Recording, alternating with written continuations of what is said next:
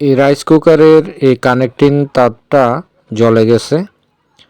এটার এক মাথা একদম জলে ভেঙে গেছে, দেখেন কি অবস্থা।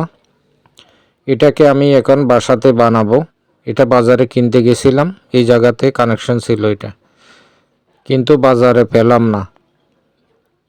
একটা ইলেকট্রনিক্সের বড় দোকান আছে, ওইটাতে পাই নাই।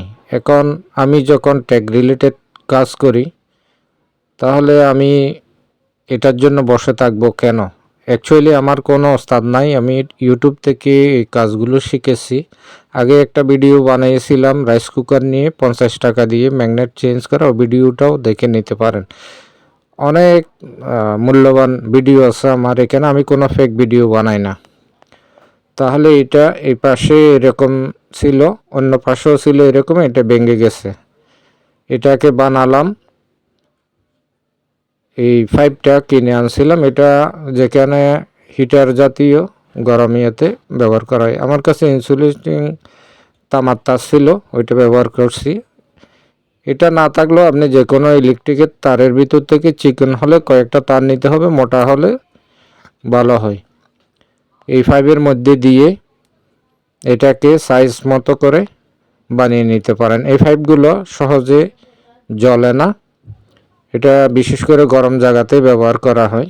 এটা বানালাম, দেখেন কি সুন্দরভাবে বানালাম।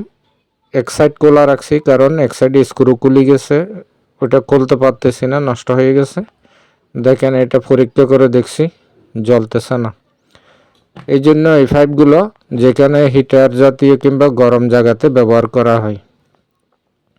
এই পাইপের ভিতরে ওই তারটা দিয়ে এটাকে বানিয়েছি, এখানে কানেকশন করে দিলাম। এখন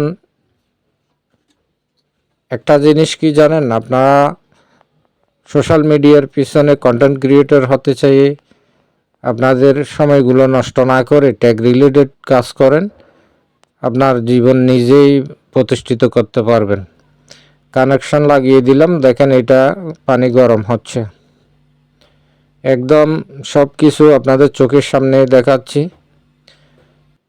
আর একটা সমস্যা, এটাতে রাইস হওয়ার পরে সুইচটা পড়ে না। এটা হয় বিশেষ করে এই সুইচের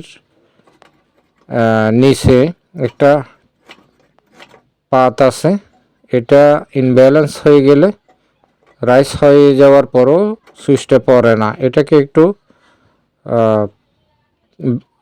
ব্যালেন্স করে দিলে সুইচটা পড়ে যাবে। এই ধরনের অসাধারণ ভিডিও আমার চ্যানেলে আছে, লাইক সাবস্ক্রাইব করে সাথে থাকলে নিজের জীবন নিজে প্রতিষ্ঠিত করতে পারবেন, কারো মুখাপেক্ষী হতে হবে না।